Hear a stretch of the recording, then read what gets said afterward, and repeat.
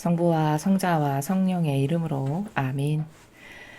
예수님과 어머니 하나 되신 성심을 통해 두 분이 위대하신 아버지의 뜻을 행하신 그 모든 업적을 아버지 뜻 앞에 펼쳐놓으며 또 저희 십자가 사도직과 또 제자들이 아버지 뜻을 행한 그 모든 것을 아버지 뜻 앞에 펼쳐놓아 그 행위 업적 하나하나마다 입맞춤을 드리는 나라에서 이 기도를 봉헌드립니다.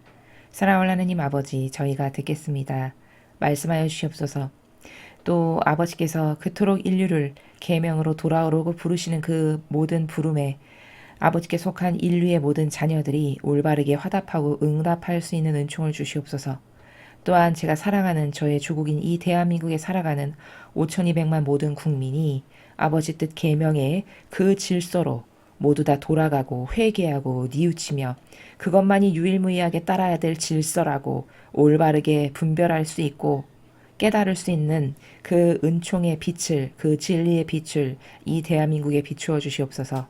이 모든 기도 우리 주 예수 그리스도의 이름으로 기도드리나이다. 아멘. 성부와 성자와 성령의 이름으로 아멘. 안녕하십니까? 하나님의 뜻 성교의 피아수녀입니다. 오늘도 여러분들과 함께 복음 말씀, 그 안에 담겨져 있는 그 탁월하고도 아름다운 진리의 세계, 여러분들과 함께 학습해 보도록 하겠습니다. 2021년 6월 14일 연중 제11주간 월요일입니다.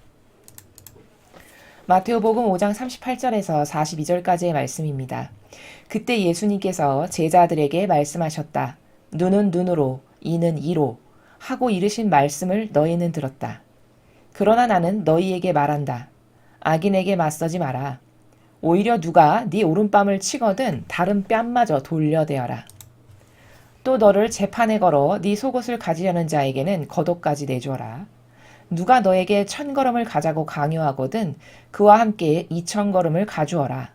달라는 자에게 주고 꾸려는 자를 물리치지 마라. 주님의 말씀입니다.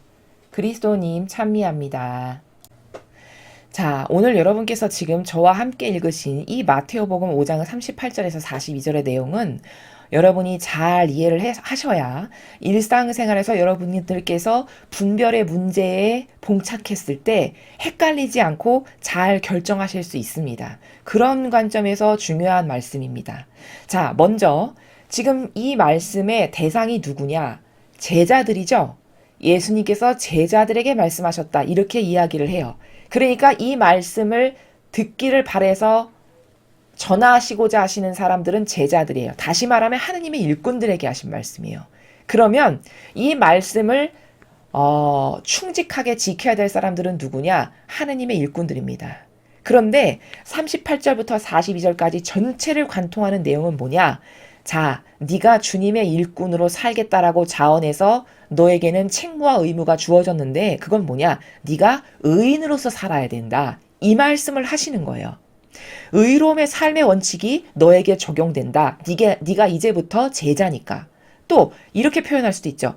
너는 하느님의 일꾼으로서 종이니까 종의 삶의 원칙이 있는 거란다. 그건 이러이러한 의인으로 살아야 된다. 이 말씀이세요. 또 너는 도구적인 삶을 살아야 되는 사람이므로 사사로운 네 감정을 따를 것이 아니라 이러이러한 의인의 정신으로 살아야 되는 것이 네가 도구적 삶을 살아가는 사람으로서 따라야 될 원칙이고 경계다. 이 말씀을 하시는 겁니다. 즉 제자들로서 하느님의 일꾼으로서 살아야 되는 처신의 경계값을 가르쳐 주시는 거예요. 자, 그래서 보시면 눈은 눈으로, 이는 이로 하고 이르신 말씀을 너희는 들었다. 자, 과거 율법에는 눈은 눈으로, 이는 이로 이렇게 대하라고 쓰여 있다라는 거죠. 전했다라는 거죠. 그런데 나는 너에게 말하는데 너는 제자니까 눈은 눈으로, 이는 이로 이렇게 살면 안 되고 너는 그것보다 한 템포 더 뛰어넘어서 초월해서 어떻게 살아야 된다? 악인에게 맞서지 말고 오히려 누가 너의 오른뺨을 쳐. 그럼 넌 왼뺨마저도 돌려대라. 자, 여기서 여러분이 헷갈리실 수 있는 내용이 39절에 있는데 그게 뭐냐? 악인에게 맞서지 마라. 이 말이에요. 이거 자칫 잘못하면 여러분에게 오해를 불러일으킬 수 있어요. 어떤 오해를 불러일으킬 수 있냐? 여기서 예수님께서 악인에게 맞서지 마라. 이 말씀의 행간의 의미는 뭐냐면 네가 하느님의 일꾼이고 제자니까 일꾼이고 제자답지 않은 처신을 하면 안 된다. 인색하거나 야박하게 이런 말씀이에요. 그것을 이 이교도의 마귀가 어떻게 갖다가 활용하냐? 이거 봐라. 하느님은 악인에게 맞서지 말라고 했다. 그러니까 카발도 끌어안고 딥스테이트 끌어안고 적그리스도도 끌어안고 난민도 끌어안고 이런 기타 등등 다 끌어안아야 되는 거다. 아예 악인에게 맞서지 말라고 했잖아. 다 양보해야지 네가. 요런 식으로 여러분에게 잘못된 진리를 왜곡해서 전달할 수 있는 가능성이 굉장히 농후합니다. 그런 것에 속으시면 안 돼요. 진리라는 것은 이 앞뒤 전후 맥락을 통해서 이 행간의 의미를 바라보는 겁니다. 예수님께서 이 말씀을 말씀하실 때에 그 마음의 나라, 그 정신의 나라가 어떤 세계인가? 그러면 이 말만 딱 띄어다가 놓으면 예수님께서 말씀하시고자 하시는 의 중의 정신세계의 행간을 절대 알 수 없어요. 전후 앞뒤 문맥을 보면서 앞에 이렇게 말씀하셨고 뒤에 이렇게 말씀하셨고 그리고 가운데 악인에게 맞서지 마라. 그러므로 여기서 이 악인에게 맞서지 마라는 거는 네가 모든 마귀를 다 끌어안고 용서해주고 포용하고 너는 맨날 참아라. 그 말이 아니라 너는 의인으로서 살아야 될 의무가 있고 책무가 있는 삶을 이제부터 살아가야 한다는 그런 존재이므로 너는 의로움의 삶의 원칙을 따라야 되니까 하느님의 일꾼답지 않은 처신을 하면 안 된다라고 하시는 말씀이요. 결단코 악인에게 맞서지 마라라고 하는 저 말씀이 네가 마귀도 다 끌어안고 못도 다 수용하고 포용하고 그래서 아닌 것을 아니라고 말하지 않고 숨고 보신주의자로 살아라. 그 말씀이 아니라는 겁니다. 헷갈리시면 안 돼요. 여러분 마귀가 잘하는 수법 중에 뭐가 있냐면요. 어떤 사람이 1시간 동안을 강연을 합니다. 근데 1시간 동안 강연을 하면 앞에 전반부, 중반부, 결론 이렇게 3단 논법에 의해서 말하고자 하는 그 사람의 의지가 있어서 서론에 이런 말을 했고 중간에 이런 말을 했고 결론에 이런 말을 한 그런 것을 전반적으로 파악해서 관점을 이해하는 게 맞는 거죠. 근데 마귀들은 어떤 짓을 잘하냐면요. 어떤 사람이 1시간 동안 강의를 하잖아요. 그러면 사람이니까 1시간 동안 강의를 하다 보면 잘못 말을 할 수도 있고 또 어떤 말은 앞뒤를 다 끊어내고 한 문장만 딱 뜯어가지고 요렇게 말했다라고 하면 얼마든지 오해를 살 수 있는 발언을 할 수도 있죠. 그 다 편집해서 10분만 딱 자기가 필요한 남에게 오해를 불러일으켜서 이 사람을 왜곡된 시선으로 보게끔 하기 위한 목적으로 중간에 10분만 딱 띄어서 편집해서 그거를 딱 들려준다. 그러면 앞뒤 전후에 하나도 모르고 그것만 듣는 사람은 오해에 빠지게 될 수 있을까요? 없을까요? 얼마든지 그럴 수 있는 겁니다. 마귀가 잘 쓰는 수법 중에 하나가 요런 게 있어요. 그래서 다 잘라버리고 자기 의도에 부합하는 말만 딱 편집해요. 그리고 봐라 이 사람이 이렇게 말했다. 이런 식으로 마귀가 영혼을 속이고 꼬드길 때 이런 방법을 쓰거든요. 마찬가지로 여기 예수님께서 이런 많은 행간의 앞뒤 전후 문맥을 통해서 말씀하시고자 하시는 어떤 의지 가운데 하신 말씀이신데 다 띄워버리고 봐라. 악인에게 맞서지 마라 했다. 그러니까 그러네. 그래. 주님은 사랑이시니까 모두가 부족하니까 다 용서해야지. 이렇게 받아들인다니까요. 여러분 그러면은 만약에 그 정신 상태에서 세상을 산다. 그럼 무질서 자체겠죠.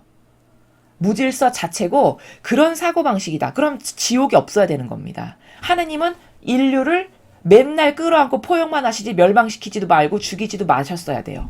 그 말이 답이라면. 그렇죠.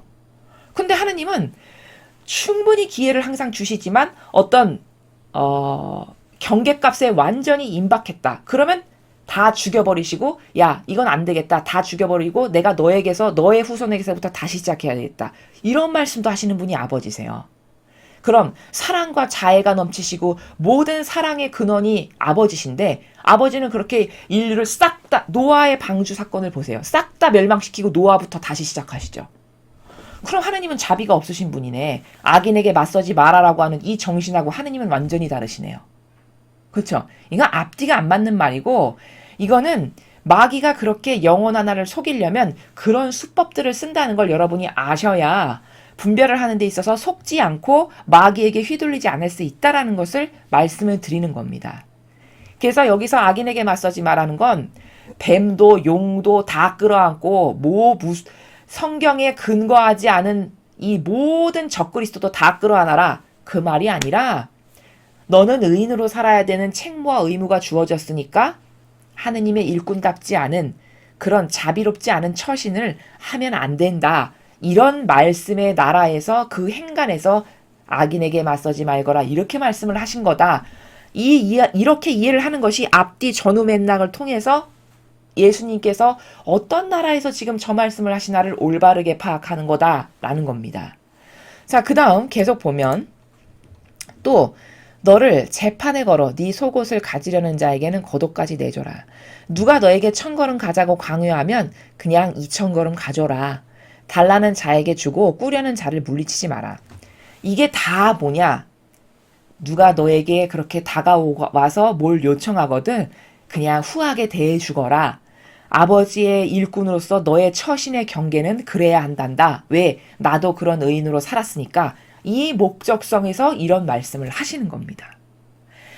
자, 보통 신자분들께서 많이 물어보시는 것 중에 하나가 이런 것에서 많이 혼돈이 오세요. 그래서 이런 오해가 있으세요.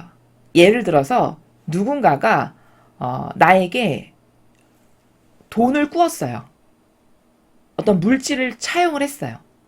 그러면 그 물질을 차용했는데 이렇게 앞에 야 악인에게 맞서지 마라 이런 거 하나 딱 띄어가지고 이거 봐 하나님이 이렇게 넉넉하고 자비로우라고 했잖아. 그러니까 너가 그 사람이 너의 돈을 좀 안 갚아도 네가 그냥 참고 넘어가줘야 되는 거야. 여러분 이 말이 맞을까요? 틀릴까요?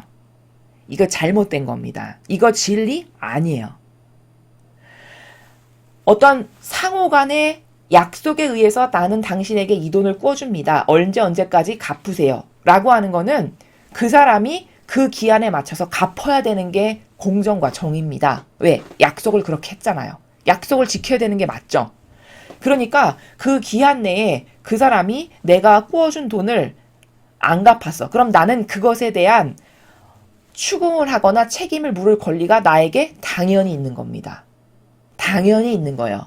근데 이 이교도의 교회가 여러분에게 자비를 이상하게 가르쳐 놔가지고 하느님은 자비롭고 다 사랑하라 그러고 이렇게 막 악인에게 맞서지 말고 성경에 보면 다 그렇게 사랑하라고 했는데 내가 이러면 너무하는 거 아닌가?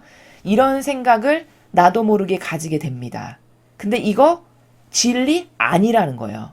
그건 여러분이 어떤 것하고 헷갈리시는 거냐면 목적이 자선이다. 예를 들어서 여러분이 내가 저 사람이 저렇게 가난하고 어려우니까 저 사람에게 자선을 베풀어야지 해서 어떤 계약사항이나 조건 없이 그 사람에게 물질을 베풀었어요. 그건 베풀었으면 목적이 자선이니까 더 이상 연연하지 않아야 되는 겁니다. 이거는 자선의 차원인 것이지 그 사람과 나와의 어떤 돈이 오고 가는 채무의 관계에서는 당연히 내가 당신에게 얼마를 언제까지 이렇게 꾸어줬으니 당신은 갚으십시오라고 하는 계약사항이 관련된 건 이건 약속 간의 문제이므로 반드시 지켜야 되는 거예요. 그러니까 그 사람이 나에게 그 기한이 넘었는데도 갚지 않는다. 그럼 나는 그 사람에게 당신 이렇게 기한이 지났으니까 갚으세요라고 요구할 권리가 당당하게 당연히 있다는 겁니다. 왜? 진리는 공정과 정의의 나라고 정직의 나라이니까 당연히 요구할 권리가 있어요.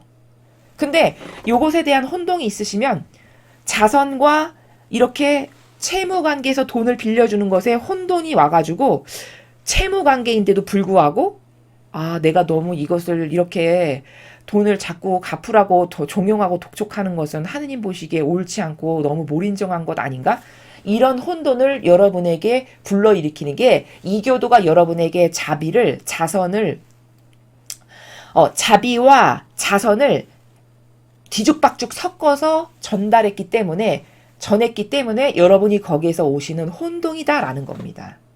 이해가 되시죠?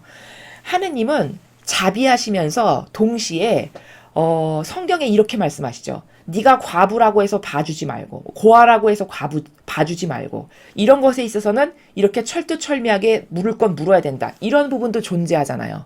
바로 그게 뭐냐. 자선과 자비를 구분을 못하는 거예요. 자선과 어떤 계약 관계에서 돈을 꿔주는 것의 이 관계를 구분을 못하는 거예요. 자선이라는 것은 내가 대가 없이 그에게 정말 그가 안타까워서 그를 사랑하는 마음으로 어떤 대가 없이 주는 것이므로 그것에는 연연하지 말아야 되는 게 맞죠. 그러나 어떤 돈을 꾸어주고 받을 이런 약속의 관계다. 그럼 약속을 안 지키는 그 사람이 나쁜 거고 그 사람이 정직하지 않은 것이므로 나는 그에게 요구할 권리가 당연히 있는 겁니다. 이렇게 구분을 할 수 있어야 돼요. 이건 하느님도 그렇게 하셨기 때문에 우리가 그 법에 근거해서 이렇게 하는 거지 내 뜻으로 하는 게 아닙니다. 왜? 하느님도 너가 고아의 과부의 권리를 인정해 줘라. 이렇게 말씀하시는 동시에 그렇다고 해서 고아다 과부다 해서 네가 특별히 그에게는 공정과 정의의 잣대를 피해서 걔만 봐주고 이렇게 하는 건 옳지 않다라고 또 성경이 다른 부분에서 말씀하신단 말이죠. 요것을 구분할 수 있는 경계값이 있어야 된다는 거예요. 그래서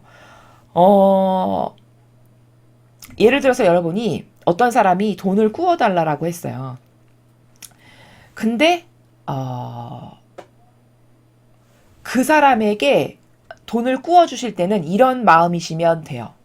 아, 내가 저 사람에게 이걸 꾸어줬는데 저 사람이 만에 하나 못 갚을 수 있다라는 가정하에 그럼 어느 정도를 꾸어줬을 때 저 사람이 못 갚아도 나에게 타격이 없고 내가 안 돌려받아도 괜찮을까? 그래, 나의 경제적인 여건상 요 정도만 꾸어주고 만에 하나 저 사람이 능력이 안 돼서 그걸 못 갚아도 그래, 나는 그것에 연연하지 않을 수 있다. 보통 요런 정도에서 돈을 꾸어주면 그러면 그런 불미스러운 일까지 가지 않을 수 있어요.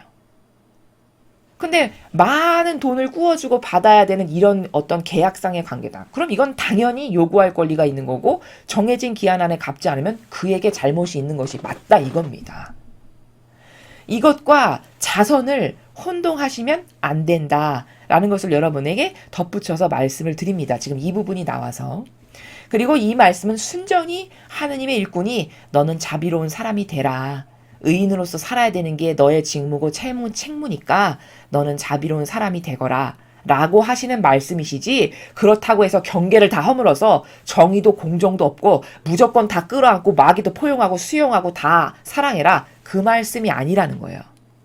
자, 그러면 지금 이제 우리가 이런 관점을 배웠으면 세례자 요한에 대해서 여러분은 얼마든지 분별하실 수 있어요. 자, 보시죠. 세례자 요한이 목 잘려서 죽게 된 거는 무엇 때문에 그렇게 된 거죠? 한 왕에게 가서 그 왕의 가정사, 일개 가정사의 윤리도덕상의 문제를 지적하다가 목 잘려서 죽임을 당한 거죠. 그러면 이거는 뭐냐? 세례자 요한이 간 안 맞는 처신을 한 거예요. 왜?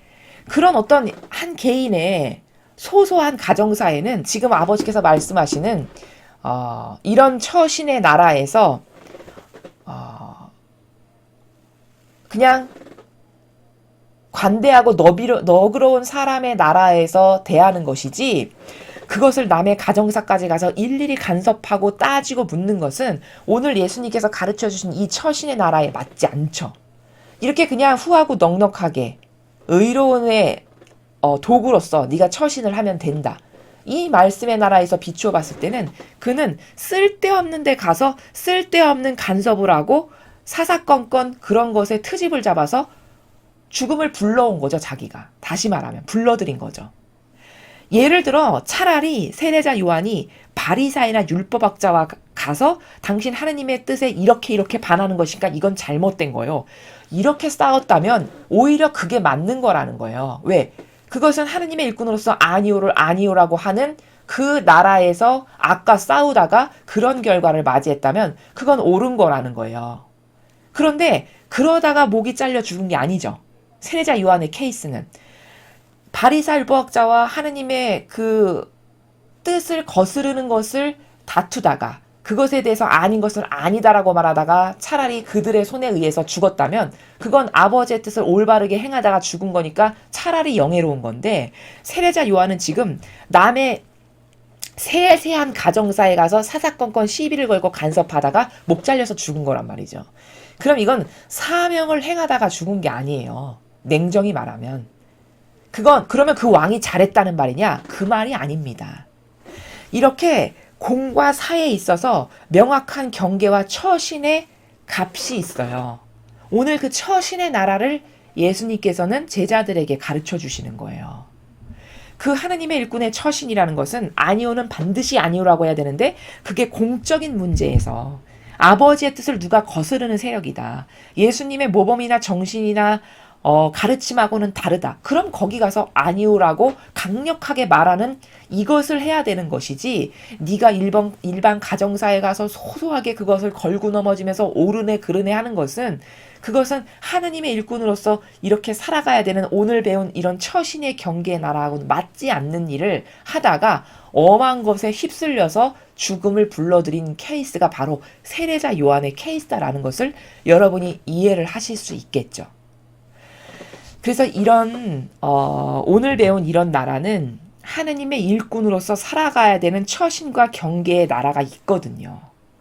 그 처신과 경계의 나라를 너는 잘 주지하고 인식해서 이 경계에 근거해서 무엇을 말도 하고 어디 가서는 그냥 거룩하게 무관심도 해야 되는 거고 거룩하게 무관심하면서 하느님 일꾼답지 않은 처신은 하지 말고 이런 다양한 경계값의 정신세계가 있어야 가서 저건 아니오를 할 건지 아니면 그냥 이건 거룩한 무관심으로 대할 건지 이런 것에 대한 값이 딱딱 나오는 거거든요. 세례자 요한은 그런 것에 대한 원칙이 없었던 거죠. 그래서 그런 허무한 죽음을 맞이한 거예요. 마귀랑 하느님의 뜻을 거스르는 마귀 세력과 아주 강렬하게 전투를 하다 죽었으면 그 죽음은 영예롭기나 하죠. 값이 있고 명예롭기나 하죠. 냉정히 말하면 세례자 요한은 그렇게 하느님의 일을 방해하는 세력과 싸우다 죽은 게 아니에요. 그쵸? 남의 가정사에 사사시비 걸고 넘어지다가 그 정의를 불러들여서 죽음을 당한 겁니다. 그럼 그 왕이 잘했다는 거냐? 물론 윤리도덕적으로 잘못됐죠. 그러나 에너지를 더 집중해서 쏟아야 될 곳에 쏟지 않고 엄한 곳에 쏟아서 쓸데없는 것에 거룩한 무관심으로 대해야 할 것에 그렇게 대하지 못함으로써 이상한 죽음을 불러들인 것을 자기가 선택했다라는 겁니다. 그래서 이런 하느님의 일꾼으로서 처신의 경계값의 나라를 오늘 가르쳐 주신 거고 여러분께서 오늘 이 복음을 통해서 덤으로 아셔야 될 것은 남에게 거저주고자 하는 목적으로 자선을 베푼 것과 어떤 계약과 약속 간의 관계에서 돈을 꾸어주고 갚는 관계에 채무 관계에 있는 건 이건 엄연히 다른 거예요. 이거는 다른 차원의 문제입니다. 목적이 다른 거예요. 그것을 혼동하셔가지고 착한 양심이 나 이러면 너무 몰인정하고 하느님 보시기에 나쁜 것 아닌가? 이런 생각을 불러일으키는 것은 여러분이 이 이교도의 교회에서 자비를 이상하게 배워서 여러분에게 혼동의 오류가 있고 마귀가 불러일으킨 오류적 사고방식이다 라는 것을 꼭 아시고 이제부터 올바른 그 분별의 경계에서 여러분께서 모든 것을 잘 이렇게 정립하시고 대하시고 또 지혜롭고 슬기롭게 결정하실 수 있는 그런 여러분들이 되셨으면 좋겠습니다. 이상으로 2021년 6월 14일 연중 제11주간 월요일 복음에서를 마치겠습니다. 감사합니다.